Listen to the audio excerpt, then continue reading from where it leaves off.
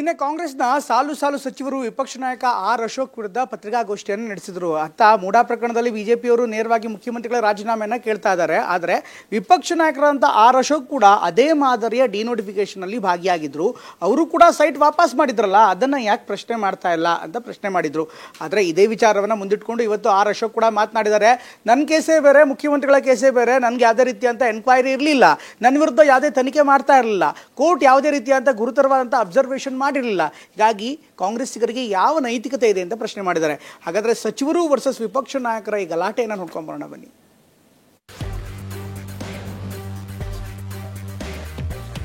ಅರ್ಶನಾ ಕುಂಕುಮ ಜಮೀನಲ್ಲ, ಇದು ದುಡ್ಡು ಕೊಟ್ಟು ತಗೊಂಡಿರೋದು. ಅಕ್ವೈರ್ ಆಗೋಗಿರೋ ಲ್ಯಾಂಡ್ ಅನ್ನ ಅಬ್ಸಲ್ಯೂಟ್ ಸೇಲ್ ಡೀಡ್ ಮುಖಾಂತರ ಕೊಂಡ್ಕೊಂಡಿದ್ದಾರೆ 2003ನೇ ಇಸ್ವಿಯಲ್ಲಿ. ನಿಮಗೂ ನಮಗೂ ಇರೋ ವ್ಯತ್ಯಾಸ, ನಾನು ಕೋರ್ಟ್ ಆದೇಶಕ್ಕೆ ಮುಂಚೆನೆ ನಾನು ವಾಪಸ್ ಕೊಟ್ಟಿದ್ದೀನಿ. ಟಿಡಿಎಸ್ ಹೊತ್ತಿಗೆ ಯಾರೋ ಖಾಸಗಿ ವ್ಯಕ್ತಿಗಳಿಂದ ಇವರು ಹೇಗೆ ಸೇಲ್ ಡೀಡ್ ಮಾಡಿಕೊಂಡ್ರು? 2 ಕೋರ್ಟ್ಗಳಲ್ಲಿ ತೀರ್ಮಾನಗಳು ಬಂದಿದೆ. ನಿಮ್ ಬಗ್ಗೆ ತೀರ್ಮಾನ ಏನಾನ ಬಂದಿದ್ಯಾ?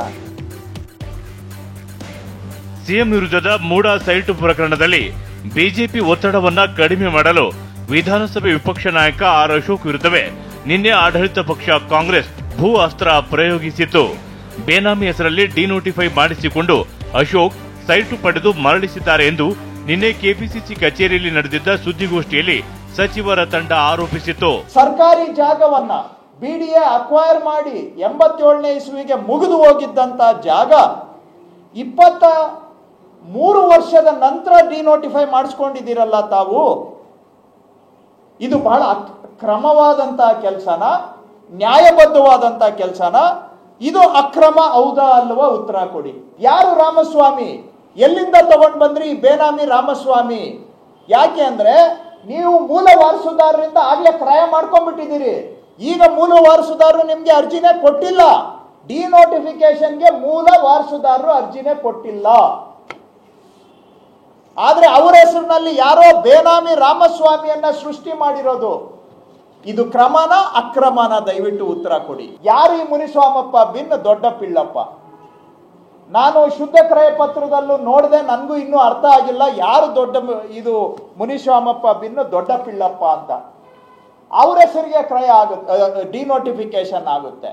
ಆದ್ರೆ ಕೊನೆಗೆ ಖಾತೆ ಯಾರ ಹೆಸರಿಗಾಗುತ್ತೆ? ಮಾನ್ಯ ಆರ್ ಅಶೋಕ್ ಅವರಿಗೆ ಇದೆಲ್ಲಾನು ಕೂಡ ಬಂದು ಅವ್ರ ಹೆಸರಿಗೆ ಖಾತೆ ಆಗುತ್ತೆ. ರಾಜ್ಯ ಸರ್ಕಾರದ ಸಚಿವರ ಆರೋಪವನ್ನ ಇಂದು ತಳ್ಳಿ ಹಾಕಿರುವ ವಿಪಕ್ಷ ನಾಯಕ ಅಶೋಕ್ ತಮ್ಮಿಂದ ಯಾವುದೇ ಅಕ್ರಮ ಆಗಿಲ್ಲ, ಹೈಕೋರ್ಟ್ ಕೂಡ ತನಿಖೆಯ ಅಗತ್ಯ ಇಲ್ಲ ಎಂದು ಹೇಳಿದೆ. ಇದಲ್ಲದೆ ನಾನು ರಾಜೀನಾಮೆಗೆ ಸಿದ್ಧ ಆಗಿದ್ದೀನಿ, ಹಾಗಾದ್ರೆ ಸಿಎಂ ರಾಜೀನಾಮೆ ಕೊಡ್ತಾರಾ ಅಂತ ಸವಾಲ್ ಹಾಕಿದ್ರು. ನಿಮಗೂ ನಮಗೂ ಇರೋ ವ್ಯತ್ಯಾಸ, ನಾನು ಕೋರ್ಟ್ ಆದೇಶಕ್ಕೆ ಮುಂಚೆನೆ ನಾನು ವಾಪಸ್ ಕೊಟ್ಟಿದ್ದೀನಿ.